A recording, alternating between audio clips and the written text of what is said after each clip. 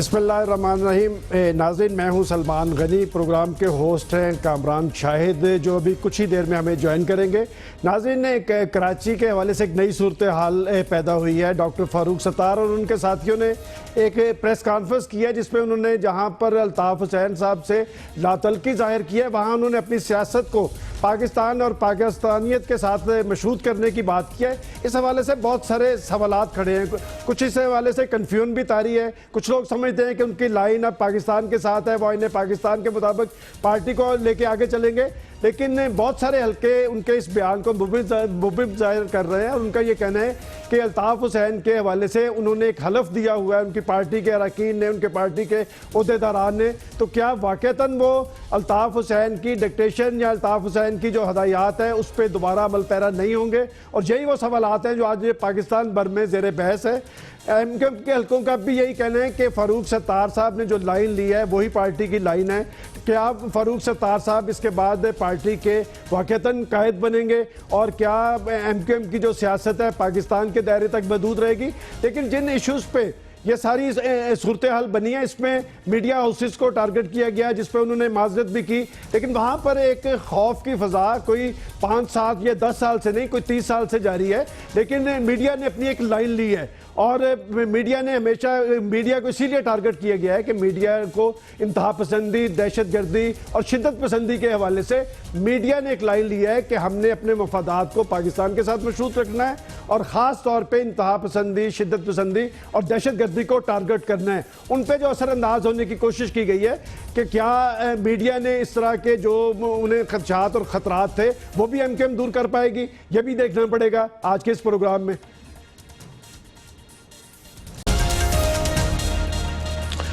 Viewers, very warm welcome to this show.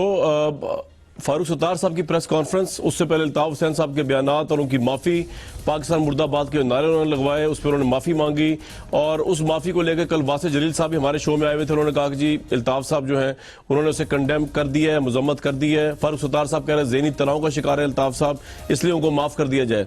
लेकिन हैरान कुन बात यह है कि माफ़ी मांगने के बाद अल्ताफ़ हुसैन साहब ने जो अमेरिका में कल खिताब किया है, न्यूयॉर्क में, वो खिताब मैं आपको सुनवाने लगा हूं। और उस खिताब के अंदर जो उन्होंने पाकिस्तान के खिलाफ नारे लगाने और पाकिस्तान तोड़ने के हवाले से गुफ्तगू की है, ऑब्वियसली अल्ताफ़ हुसैन साहब की आवाज़ तो हम सुनवा नहीं सकते, लेकिन अल्ताफ़ हुसैन साहब की आवाज़ की ट्रांसक्रिप्ट मैं आपको बताऊंगा और जो वहां पे कारकुन उनको कह रहे हैं और वो उनको कह रहे हैं, वो आप जरा सुन लीजिए।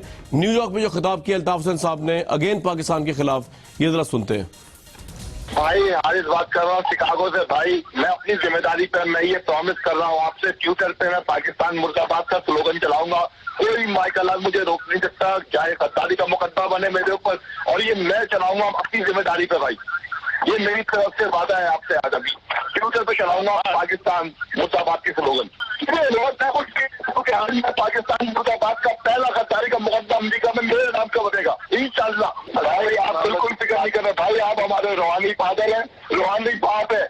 मुझे कोई भी माइकल आदमी हो सकता है कि ज़ाब्ते ख्याल का और जिम्मेदारी का और उसका इसका मुझे किसी का ख्याल नहीं भाई, किसी का ख्याल नहीं। भाई मुझे अगर मुअत्तल कर दे, इस मामले में मुअत्तल कर दे, मैं पाकिस्तान मुर्दाबाद का हैशटैग चलाऊंगा भाई, अपनी जिम्मेदारी पे चलाऊंगा भाई। बस अपना ख्याल है कि भाई आपके नाम से हम लोग जिंदा है भाई, आप ही हमारे नाम से भाई, आप ही हमारा गुरूर है भाई। कांग्रेसमैन, सेनेटर, सबको मैंने लेटर भेज दिया। आज पाकिस्तान मुर्दाबाद के हवाले से ऑफिस की जरूरत पड़ी तो सबसे पहले हम यहाँ कनाडा में ये ऑफिस खोलेंगे और उसके नताइज कुछ भी हो, लेकिन ये साथियों ने फैसला कर लिया है, हम साझे तहरीक के साथ खड़े हुए हैं भाई। जो मैसेज आप देंगे, जो विजन देंगे, हम उसको लेके चलेंगे। हम यहाँ पे कनाडा में ऑफिस खोलने के लिए तैयार हैं। अगर के ऑफिस के पाकिस्तान में मसाइल हम यहाँ से काम चलाएंगे, उसके अखराजात, उसके तमाम मसाइल यहाँ के साथी जो है उसको पूरा करेंगे। ये आपसे बात है, जिस दिन आप कहेंगे यहाँ पर ऑफिस खोला जाएगा। आमीन आमीन सुम्मा आमीन भाई, सुम्मा आमीन आमीन सुम्मा आमीन। इंशाअल्लाह भाई आपकी दुआएं यकीनन रंग लाएंगी, यही होगा। तक़सीम दर तक़सीम मुकद्दर है इस पाकिस्तान का इंशाअल्लाह। भाई ये तो नजर आ रहा है भाई, जो हो रहा है वो यही नजर आ रहा है कि ये आगे तक़सीम होगा, फिर और तक़सीम होगा। तो ये जुल्म और ज्यादतियां करेंगे, मैंने बंगालियों के साथ की, अब ये महाजिरों के साथ कर रहे हैं। ये देखिए तक़सीम होगी और तक़सीम होगी। हम पहले भी आपके साथ थे, आज भी आपके साथ हैं और इंशाल्लाह आखिरी दम तक आपके साथ ही रहेंगे। मैं भाई शिकागो से कामा बात कर रहा हूँ। भाई हम तो आपको इस तरह देख रहे हैं कि आपकी एक आवाज से इस वक्त पूरे पाकिस्तान में ऊपर से लेकर नीचे तक हलचल मची। व्यूअर्स, ये आपने गुफ्तगू सुनी। इल्ताफ हुसैन साहब दूसरी तरफ टेलीफोन लाइन पे मौजूद है न्यूयॉर्क में। ये जो हम लोगों के विजुअल्स दिखा रहे थे कराची के, ये वो नहीं है जो लोग गुफ्तगू कर रहे हैं। जो लोग गुफ्तगू कर रहे हैं वो MQM न्यूयॉर्क के लोग हैं और उनसे गुफ्तगू कौन कर रहा है? इल्ताफ हुसैन साहब। इल्ताफ हुसैन साहब ने क्या कहा उनके, वो मैं आपको पढ़ के सुनाऊंगा।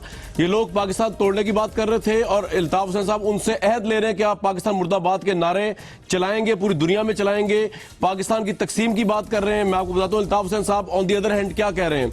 इल्ताफ हुसैन साहब फरमा रहे हैं कि आरिश ने कहा कि मैं अपनी जिम्मेदारी पर पाकिस्तान मुर्दाबाद के नारे चलाऊंगा। बात यह है कि जिस जुर्रत का से मुजाहरा किया और कहा कि किसी भी किस्म के हालात का सामना करना पड़े पाकिस्तान मुर्दाबाद का नारा चलाऊंगा, इस पर मैं शाबाश मेरे बेटे, मैं तुम्हें शाबाश देता हूं। ये इल्ताफ हुसैन कह रहे हैं उन लोगों को जो लोग पाकिस्तान मुर्दाबाद के नारों पर उनकी हौसला अफजाई कर रहे हैं। और ये वाकया हुआ है इनकी माफी मांगने के बाद जो 9-0 पर स्पीच की थी।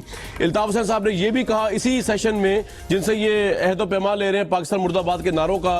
इल्ताफ हुसैन साहब ये कह रहे हैं कि अपने मालिक अपने हबीब के सदके जिन लोगों के नाम पर पाकिस्तान बनाया था इन्हीं इस पाकिस्तान को तबाह बर्बाद कर दे। ये अल्लाह से दुआ मांग रहे हैं इल्ताफ हुसैन साहब कि हाकिम बदन मेरे मुंह में खाक, ये कह रहे हैं कि इस पाकिस्तान को जो अल्लाह के नाम पे बनाया था या अल्लाह इस पाकिस्तान को तबाह कर दे।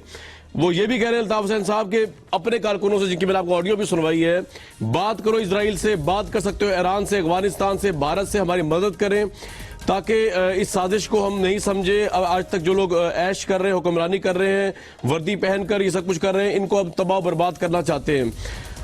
मैं आपको व्यूअर्स दोबारा सुनवाना चाह रहा हूं ये ऑडियो जो इल्ताफ हुसैन साहब ने अमेरिका में खिताब किया कल, माफी मांगने के बाद, पाकिस्तान मुर्दाबाद के नारों के बाद, इंस्टिगेट किया दोबारा न्यूयॉर्क में अपने कारकुनों को कि पाकिस्तान मुर्दाबाद का नारा पूरी दुनिया में मशहूर करें। ये जरा सुने जो लोग उनको कह रहे हैं और जो उनको ओथ दे रहे हैं कि इल्ताफ हुसैन साहब हम आपका इस मुर्दाबाद का नारा, तकसीम दर तकसीम पाकिस्तान का एजेंडा, इसको आगे लेकर जाएंगे। जरा दोबारा सुने।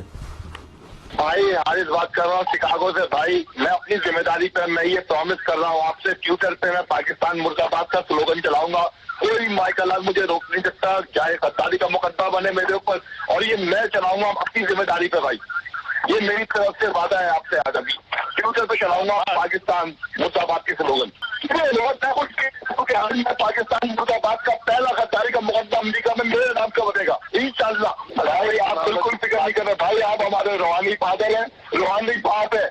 मुझे कोई भी माइकल आदमी हो सकता है कि ज़ाब्ते ख्याल का और जिम्मेदारी का और उसका इसका मुझे किसी का ख्याल नहीं भाई, किसी का ख्याल नहीं। भाई मुझे अगर मुअत्तल कर दे, इस मामले में मुअत्तल कर दे, मैं पाकिस्तान मुर्दाबाद का हैशटैग चलाऊंगा भाई, अपनी जिम्मेदारी पे चलाऊंगा भाई। बस अपना ख्याल है कि भाई आपके नाम से हम लोग जिंदा है भाई, आप ही हमारे नाम से भाई, आप ही हमारा गुरूर है भाई। कांग्रेसमैन, सेनेटर, सबको मैंने लेटर भेज दिया। आज पाकिस्तान मुर्दाबाद के हवाले से ऑफिस की जरूरत पड़ी तो सबसे पहले हम यहाँ कनाडा में ये ऑफिस खोलेंगे और उसके नताइज कुछ भी हो, लेकिन ये साथियों ने फैसला कर लिया है, हम वादे तारीख के साथ खड़े हुए हैं भाई। जो मैसेज आप देंगे, जो विजन देंगे, हम उसको लेके चलेंगे।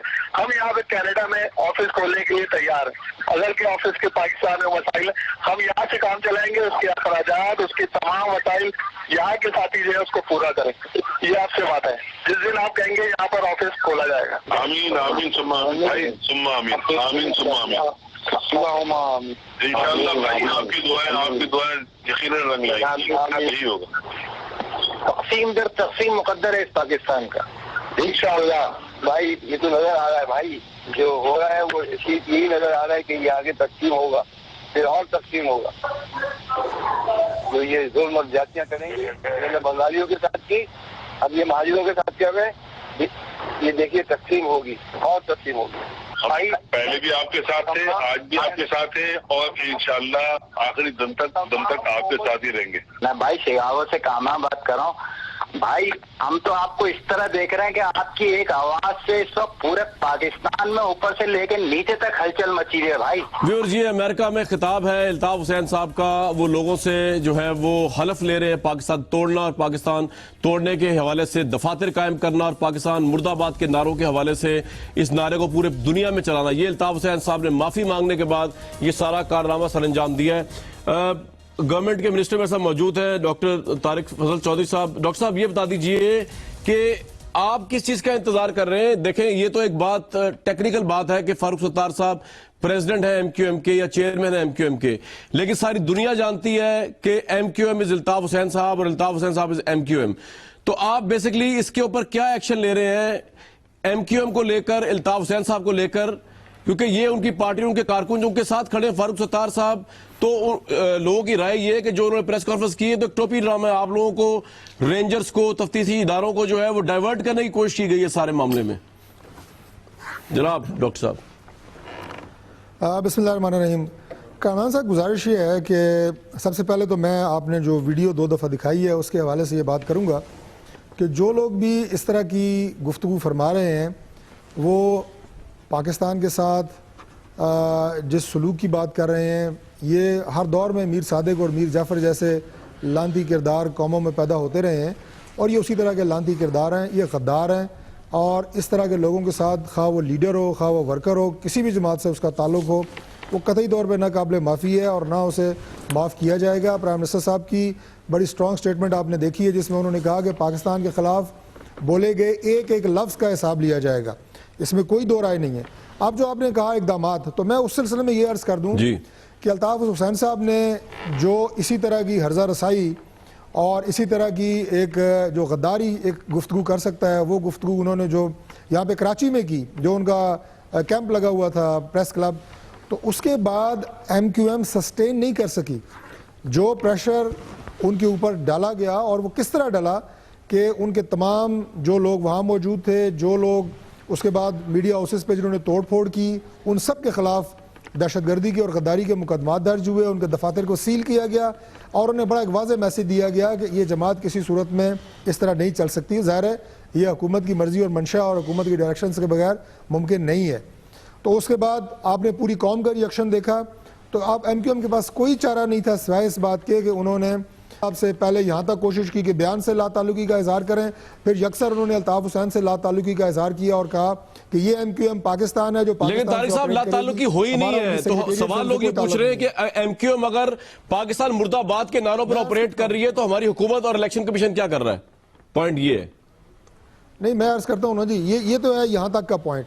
अब इसके बाद अगर ये बात सामने आती है एमक्यूएम के तर्ज अमल से कि दोबारा ये डिक्टेशन वहाँ से ली जा रही है और यही जो गुफ्तगू जो मीर सादिक और मीर जाफ़र की मैंने मिसाल दी दोबारा अगर की जा रही है या की जाती है या इनका दोबारा उनसे कनेक्शन बनता है, तो उस वक्त के हिसाब से, उस पोजीशन के हिसाब से वो इक़दामात भी यकीनन किए जाएंगे। मैं यकीन दिलाता हूँ कि अल्ताफ़ हुसैन के ख़िलाफ़ भी हम यकीनन वो तमाम इक़दामात करेंगे जो हमारी डोमेन में है, जो पाकिस्तान गवर्नमेंट की डोमेन में है और किसी सूरत में इस मामले को हम देखें जी, देखते हैं ये तो, क्योंकि पाकिस्तान किसी भी लिहाज से कोई पार्टी ऐसी पाकिस्तान में किस तरह ऑपरेट कर सकती है पाकिस्तान मुर्दाबाद के नारे लगाए, जिनका कायद जो है इमरान इस्माइल साहब, आपका अपना टेक क्या है कि ये फारूक सत्तार साहब ने वाकई लाताल्लुकी कर ली है या ये सिर्फ ड्रामा है?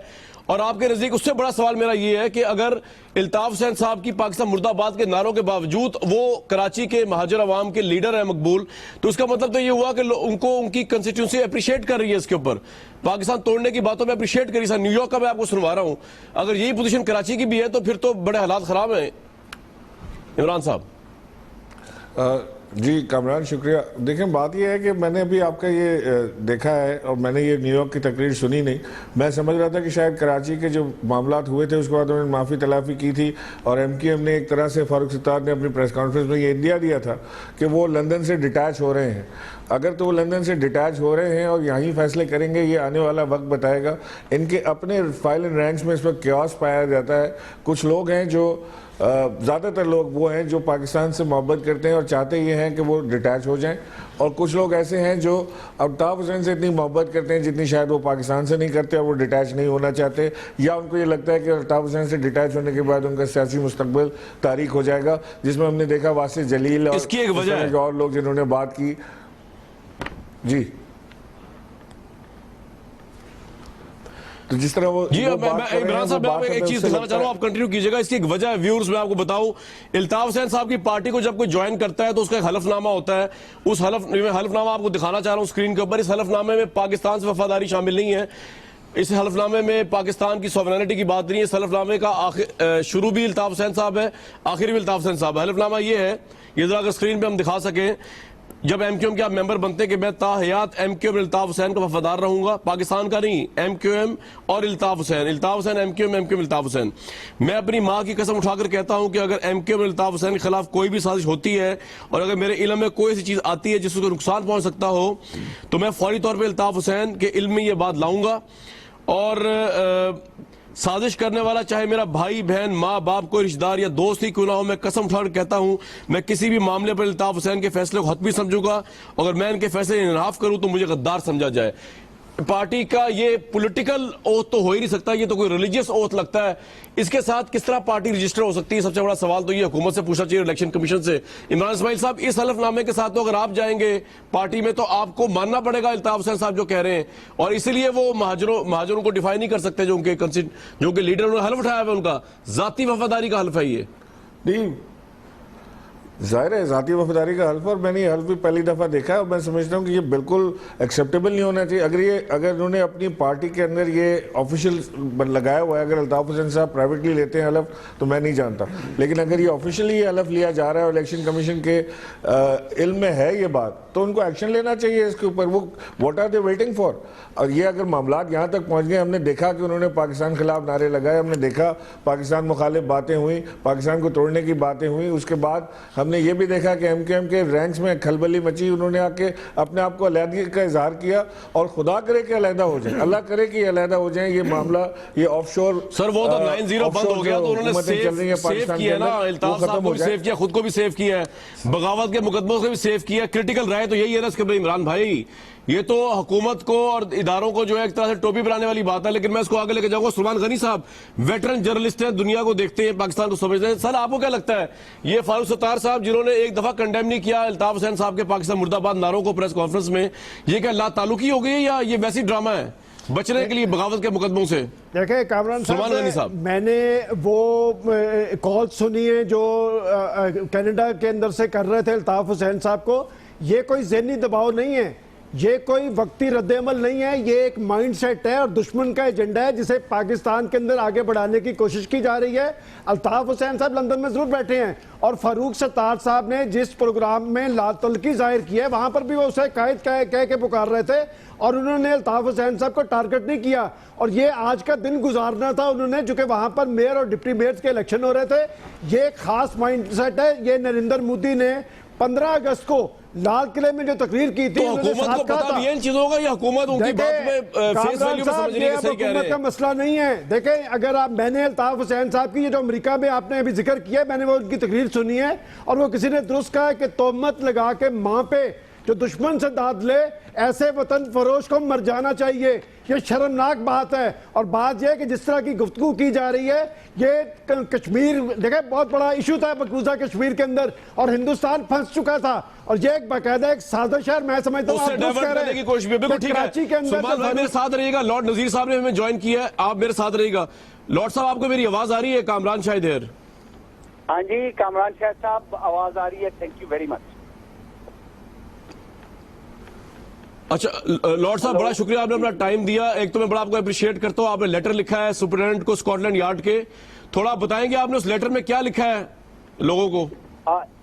ये कमिश्नर पुलिस जो मेट्रोपॉलिटन पुलिस के चीफ हैं उनको खत लिखा है। कल एक्चुअली यहाँ पे एक बहुत बड़ी डेमोन्स्ट्रेशन भी हुई थी डाउनिंग स्ट्रीट के बाहर। जो सिविल सोसाइटी के लोग हैं उन्होंने एक यादाश्त और एक लेटर मुझे दिया था, एविडेंस भी दिए थे जो अल्ताफ हुसैन के हवाले से। मैंने नंबर 10 प्राइम मिनिस्टर की रेजिडेंस पे जाके प्रेजेंट किया था। फिर मैंने वापस आके, क्योंकि कम्युनिटी का प्रेशर है मेरे ऊपर और दूसरे जो एमपीज और लॉर्ड्स हैं उनके ऊपर के हमारी अथॉरिटीज को कहा जाए कि बरतानिया को इंसाइटमेंट टू वायलेंस ना यहाँ से ना की जाए, क्योंकि आपको पता है कि अंजुम चौधरी जैसे लोगों को 10 साल सजा हुई है क्योंकि वो लोगों को इनकरेज कर रहे थे वायलेंस और 10 साल कैद हुई है हवाले से। हाँ जी, तो मैं ये अगर उसको हो सकती है तो इस आदमी को तो इससे। लॉर्ड साहब, आपको ये तो आप कर रहे हैं अपने एंड पे, या पाकिस्तान की गवर्नमेंट को क्या करना चाहिए आपके नजदीक? इस मामले को सीरियसली लेने के लिए आगे, और क्या वो कर रहे हैं काफी पाकिस्तानी गवर्नमेंट या काफी नहीं कर रही इस बारे में? मेरे ख्याल में पाकिस्तान गवर्नमेंट बिल्कुल नहीं कर रही, क्योंकि शायद जो चौधरी निसार साहब हैं वो करना चाहते हैं, लेकिन कुछ उनसे बड़े लोग जो हैं वो नहीं करना चाहते। देखिए, गवर्नमेंट के लिए तो ये बेहतरीन मौका है कि MQM पे हर रोज आप डिबेट करें, क्योंकि अगर आप एक तो रॉ को और हिंदुस्तान को फायदा पहुंचता है, क्योंकि आप कश्मीर की बात नहीं कर रहे, दूसरे आप पनामा पे बात नहीं कर रहे, तीसरा जो धरने शुरू हुए थे उस पे बात नहीं कर रहे, चौथा जो सानिया लाहौर वो हुआ था 14 लोगों का कत्ल, वो बात नहीं कर रहे। तो ये सानिया मॉडल टाउन, तो ये सारी की सारी जो आपकी इकोनॉमिक सिचुएशन है, जो गुर्बत है, जो बिजली की प्राइसेस हैं, वो सारी आप डिस्कस नहीं कर सकते, क्योंकि आप MQM को डिस्कस कर रहे हैं। तो रो भी यही चाहता था कि ये डिस्कशन जो है ये कराची पे हो ताकि कश्मीर पे ना हो, और मेरे ख्याल में जो इस्लामाबाद। लॉर्ड साहब, ये बड़ा आपका अहम पॉइंट है, आप 2 मिनट मेरे साथ रहिए प्लीज प्रोग्राम में, ये बड़ा अहम पॉइंट है आपका, बड़ा अहम पॉइंट है। तारिक फजल साहब, लोग ये कह रहे हैं बाहर बैठे हुए भी कि आप शायद डाइवर्ट करने के लिए आपको सूट कर रहा है कि ये सिचुएशन लिंगर ऑन करे और आप बड़ा कुछ नहीं कर रहे जो आप करना चाहिए इस कॉन्टेक्स्ट में। Would you like to respond to this criticism? देखिए कामरान साहब, मैं बिल्कुल जो बात मैंने अभी पहले कही है कि क्या वो तमाम इकदामात जो किए गए MQM के ख़िलाफ़, जो फौरी तौर पे हुकूमत की तरफ से और लॉ इन्फोर्सिंग एजेंसीज़ की तरफ से जो रद्द-ए-अमल आया कि इतनी, मेरा ख्याल है कि तेज़ी के साथ ये सारी कार्रवाइयाँ हुई हैं कि MQM को पहली दफ़ा जब से बनी है, पहली दफ़ा आप उनका हलफनामा पढ़ें, आप उनकी लोगों की अपने अल्ताफ़ हुसैन के साथ जो है वो एक जाहिलाना वाबस्तगी देखें, वो भी आपको नज़र आती है। लेकिन उसके बावजूद पहली दफ़ा उन्होंने अपने आप को डिटैच किया और कहा हमारा अल्ताफ़ हुसैन से कोई ताल्लुक नहीं है, और उन्हें ज़हनी मरीज करार दिया।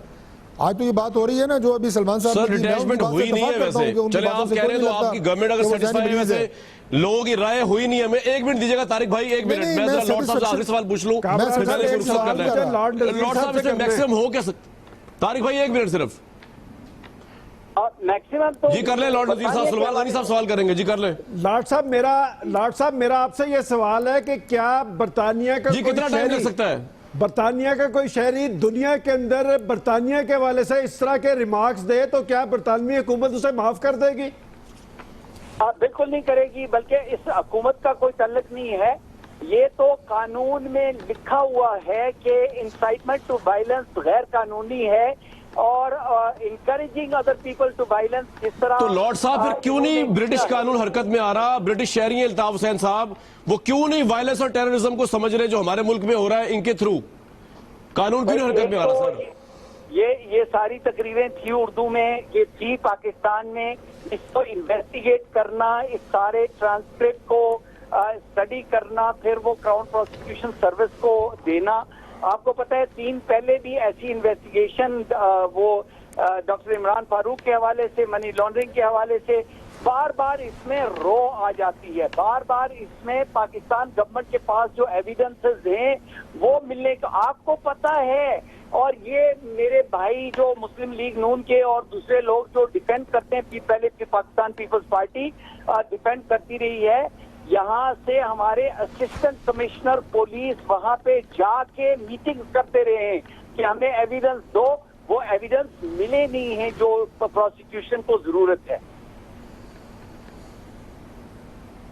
और वो प्रोसिक्यूशन के लिए बहुत इंपॉर्टेंट है। राइट, एविडेंस प्रोवाइड करना ऑब्वियसली पाकिस्तानी गवर्नमेंट की जिम्मेदारी है। व्यूअर्स, एक ब्रेक लूंगा, उसके बाद बहुत सी और अहम बातें आपको इसी मामले पे करेंगे।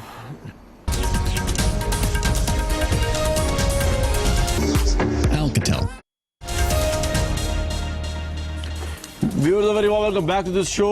डॉक्टर असरत रिजवी साहब, बड़ा वार्म वेलकम आपको इस प्रोग्राम में। ये भी परसेप्शन उभर के सामने आई, लॉर्ड नजीर साहब कह रहे थे, उनकी बातों ऐसा लगा कि जैसे कोई कॉन्स्पिरेसी मुस्लिम लीग नून ने कर दी है अल्ताफ हुसैन साहब से कहलवा के, उनको सूट करिए सिचुएशन के लोग पनामा लीक्स वगैरह में बात ना करें। एक तो आपका तजिया इस पर भी चाहूंगा, और दूसरा सर असगरी साहब, आप क्या समझते हैं कि क्या अल्ताफ हुसैन साहब अब लाताल्लुकी के बाद सो कॉल्ड फारूक सत्तार साहब की अनपॉपुलर लीडर बन गए महाजरों के, या उनका चैप्टर खत्म हो गया उनकी सियासत का, या ये सब ड्रामा है? देखिए, पहले तो बुनियादी तौर पर ये कहना कि वो MQM उनसे अलहदा हो गई है, वो मेरा ख्याल है उसके लिए हमें इंतज़ार करना पड़ेगा रियलिटी को देखने के लिए। इस वक्त तो हालात कुछ ऐसे थे, वक्त का तकाजा ऐसे था कि अगर MQM ने पाकिस्तान में फंक्शन करना है तो ये बात कहना ज़रूरी है कि वो अल्ताफ़ हुसैन साहब से एक डिस्टेंस कर रहे हैं, लेकिन हकीकत ऐसी नहीं हमें नज़र आती और ये गालिबन एक डैमेज कंट्रोल एक्सरसाइज है। हाँ, अगर ये रियलिटी बनती है तो दो चीज़ें देखने वाली हैं। अगर ये रियलिटी है, वाकई ये ब्रेक बनता है, तो आप MQM के अंदर वायलेंस देखेंगे, क्योंकि जो अल्ताफ़ हुसैन साहब के बहुत ज़्यादा गर्विदा हैं, जो उनके मुख्तलिफ ग्रुप्स हैं, वो किस तरह जो है खामोशी से इजाज़त दे सकते हैं कि कोई बड़ा चैलेंज पाकिस्तान के अंदर अल्ताफ़ साहब के लिए इमर्ज हो। तो वायलेंस आप देखेंगे, तब हमें अंदाज़ा होगा कि वाकई ये ब्रेक है। चूँकि ऐसा नहीं हुआ है तो इसका मतलब अस्कर साहब, आपने सारी दुनिया को पढ़ाया भी और आपने पॉलिटिक्स को समझा भी। ये अल्ताफ़ हुसैन साहब की पाकिस्तान के खिलाफ स्पीचेस, आपका क्या एनालिसिस है कि क्या पाकिस्तान के खिलाफ बहुत नफरत है उनके दिलो दिमाग में, या ये किसी के कहने पे किया जा रहा है, कोई इंटरनेशनल एजेंडा? आपका इस पे एनालिसिस क्या है? अल्ताफ़ हुसैन साहब की लाहौर, कराची में स्पीचेस, फिर न्यूयॉर्क में रॉ की बात करना, टुकड़े टुकड़े पाकिस्तान करने की बात करना, ये क्यों कर रहे हैं वो? देखिए, और तजिया देखिए, इसमें बुनियादी तौर पर वो उनकी कोशिश है कि बाहर जो उनके पेट्रन्स हैं, जो सपोर्ट करते रहे हैं, उनको रेसिप्रोकेट किया जाए इसमें, क्योंकि सबसे ज़्यादा फ़ायदा तो यही होता है ना कि कश्मीर से फोकस हट के हम एक दूसरी बहस पे चले गए हैं। आप 2 दिन से देखें, हमारा मीडिया जो है कश्मीर की बात नहीं कर रहा, और इसका फ़ायदा किसको होता है? इसका फ़ायदा इंडिया को होता है। लिहाजा एक इंटरनेशनल सपोर्ट सिस्टम जो है अल्ताफ़ हुसैन साहब ने क्रिएट किया है, और उस इंटरनेशनल सपोर्ट सिस्टम को सर्व करने के लिए मेरा ख्याल है उन्होंने इस किस्म की तकरीर की है और इसको रिपीट किया है। जो पाकिस्तान में स्पीच थी, इसी किस्म की गुफ्तगू उन्होंने अमेरिका के अंदर 1 दिन के बाद की है। इसका मतलब जी, उसको रिपीट किया, मैंने सुनवाया है अभी। हाँ, यही तो मैं कह रहा हूँ। इसका मतलब ये है कि ये जो पाकिस्तान के अंदर MQM के लीडर कह रहे हैं कि जी वो तो बीमार हैं, उन पे ज़हनी दबाव होता है, ये जो रिपीट करना है, इसका मतलब ये है एक प्लान। बिल्कुल बीमार नहीं है, बिल्कुल सही है वो, बिल्कुल एक प्लान। जो उनको बीमार कह रहे हैं वो खुद बीमार लगते हैं मुझे कभी कभी। मेरा ख्याल है आप लंदन में बिल्कुल बीमार नहीं है। हाँ, मेरा एक और बड़ा सवाल इमरान इस्माइल साहब से। जी जी सर, जी अस्करी साहब जी, मैं ये कह रहा था कि ये एक प्लान स्ट्रेटजी है, और जो इस वक्त यहाँ ये दिखाया है फारूक सत्तार साहब ने, ये भी एक प्लान स्ट्रेटजी। बिल्कुल ठीक है सर, मैं आपके पास दोबारा भी आऊंगा। बिल्कुल ठीक है। इमरान इस्माइल साहब, इमरान साहब, बड़ा ब्रॉडर सवाल, आप कराची में रहते हैं, ये अल्ताफ़ हुसैन साहब ये सब कुछ करते हैं, देखें अगर आप ये सब कुछ करें, इमरान खान करें या नवाज शरीफ साहब करें, मेरा नहीं ख्याल कि मुस्लिम लीग नून के वोटर एक्नॉलेज करेंगे या PTI के वोटर एक्नॉलेज करेंगे पाकिस्तान मुर्दाबाद या रॉ से हेल्प के नारे। लेकिन जब अल्ताफ़ हुसैन साहब ये सब कुछ करते आ रहे हैं और फिर भी अवाम अपनी अवाम में पॉपुलर है, इसका मतलब क्या लिया जाए कि कराची की जो महाजर पॉपुलेशन है वो उनके इन चीज़ों से एग्री करती है, पाकिस्तान मुर्दाबाद फिर भी पॉपुलर समझती है, वो अल्ताफ़ हुसैन साहब का फिर भी खड़ी हुई है, वो क्या मतलब लिया जाए इसका? देखिए, पॉपुलैरिटी टेस्ट तो उनका ये हो गया कि अल्ताफ़ हुसैन साहब जब फरमाते थे कि कराची बंद कर दिया जाए तो कराची कई दिन शटडाउन, कंप्लीट शटडाउन बंद होता था कराची। लाखों लोग अपने अपने इलाकों में लोग निकलते थे, हज़ारों लोग, और वो काम करते थे उनके लिए, और वो राइट और रॉन्ग उनकी हर जायज़, वो तो खौफ था ना सर, वो पॉपुलैरिटी नहीं थी, वो तो खौफ था सर। अच्छा, लेकिन वो पॉपुलैरिटी या खौफ अब नहीं है, क्योंकि अब उन्होंने हुक्म दिया कि 5 लाख आदमी जाके रेंजर्स का घेराव कर लें। कोई भी नहीं गया रेंजर्स का घेराव करने। उन्होंने कहा कि जी सिर्फ चंद लोग उठ के गए, जिन्होंने ज़ैनब मार्केट में तोड़फोड़ की, जो चैनल्स के दफ्तरों में घुसे, वो चंद लोग थे। तो इससे तो हमें ये तो पता लग रहा है कि कुछ लोग ऐसे हैं जो अभी तक अल्ताफ़ हुसैन को पसंद करते हैं या उनकी बातें मानते हैं, लेकिन मेजॉरिटी ऑफ MQM, मैं आपको ये आज फिर से बता रहा हूँ, महाजर कराची का मेजॉरिटी ऑफ MQM 98% लोग, नहीं बल्कि 99% लोग जो महाजर कहलाते हैं, जो कराची में हैं, वो मुहब्बे वतन पाकिस्तानी हैं, बल्कि शायद इससे ज़्यादा हो, और वो पाकिस्तान से उतनी मोहब्बत करते हैं शायद जितनी आप और मैं। बिल्कुल ठीक है इमरान भाई, मेरे साथ ही रहिएगा। हमें MQM की एक MPA इरम साहिबा ने ज्वाइन किया है, जो अमेरिका में इस वक्त हैं और उन्होंने रिजाइन किया है। इरम साहिबा, बहुत वार्म वेलकम आपको इस प्रोग्राम में। आपने जो रिजाइन किया, ये मुर्दाबाद की स्पीच सुनने के बाद किया या कोई और रीजन है आपके? और सुना आपको थ्रेट मिल रहे हैं MQM से, कौन थ्रेट कर रहा है आपको इस वक्त अमेरिका में? इनकी थैंक यू, आपने मुझे बुलाया। बिल्कुल जाहिर सी बात है, अगर कोई अपने मुल्क में रहते हुए मुर्दाबाद के नारे सुने अपने ही मुल्क के खिलाफ, तो उसमें इतनी तो तमीज होनी चाहिए कि वो आगे आके कुछ बोले।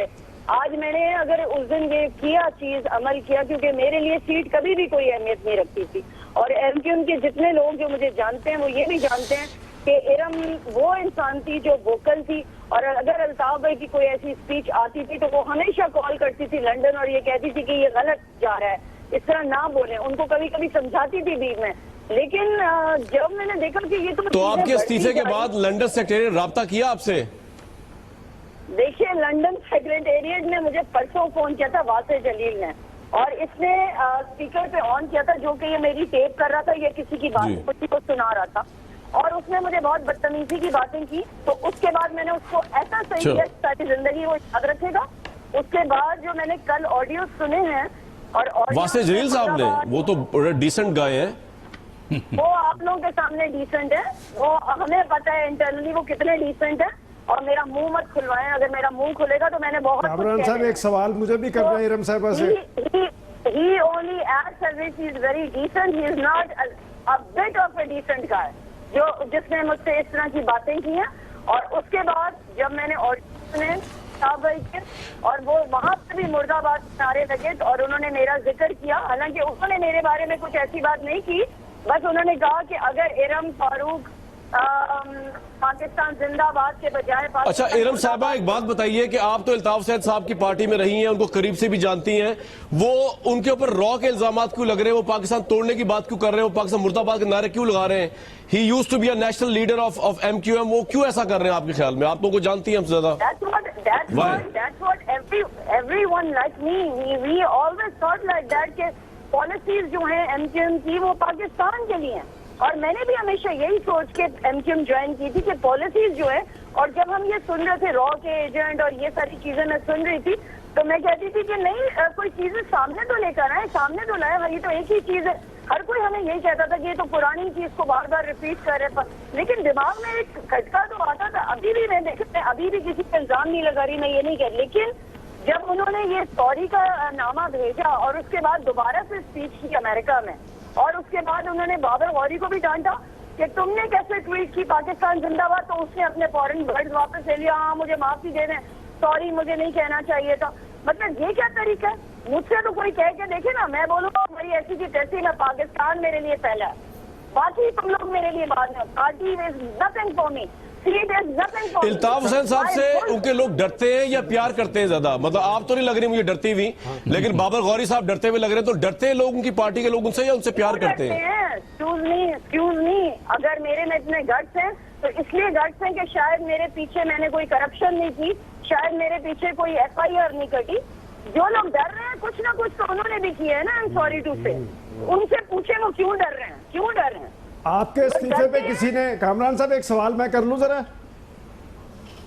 इरम साहबा ये बताएं कि आपको सलमान गनी साहब करें एक सवाल। जी इरम साहबा, आपको अगर वासे जलील ने या किसी ने थ्रेटनिंग कॉल्स किए हैं तो किसी ने आपको अप्रिशिएट भी किया है पार्टी के अंदर से? क्या आप क्या बोल रहे हैं, मुझे समझ नहीं आया। आपको अगर वासे जलील वगैरह ने थ्रेटनिंग कॉल्स किए हैं तो किसी ने अप्रिशिएट भी किया आपके इस इस्तीफे को? अप्रिशिएट कौन करेगा? मुझे पूरा पाकिस्तान अप्रिशिएट कर रहा है, वहाँ सिवाय के एमक्यूएम के वो लोग जो कि बिल्कुल अभी भी उसी तरीके से चल रहे हैं जो अच्छा इरम अजीम साहिबा, बहुत शुक्रिया, आप अमेरिका से हमारे साथ ही, आपका लाइव थ्रेड्स आपको मिल रहे हैं। तारिक भाई सॉरी ये वक्त आपको कम में दे सका, लेकिन आपके पास ही आ रहा हूं मैं। आपकी अब स्ट्रेटेजी क्या है? चौधरी निसार साहब ने कहा आईनी कानूनी कार्रवाई एमक्यूएम के खिलाफ। एमक्यूएम के टेक्निकल सरबराह फारूक सत्तार साहब है, वो लाताल्लुकी कर चुके हैं, लेकिन सबको पता है लाताल्लुकी कोई नहीं हुई लंदन से। और इल्ताफ हुसैन साहब माफिया मांगने के बावजूद पाकिस्तान के खिलाफ पूरी दुनिया में नारे लगवा रहे हैं, तोड़ने के ओथ ले रहे हैं अमेरिका में लोगों से। आपकी स्ट्रेटेजी क्या होगी हुजूर?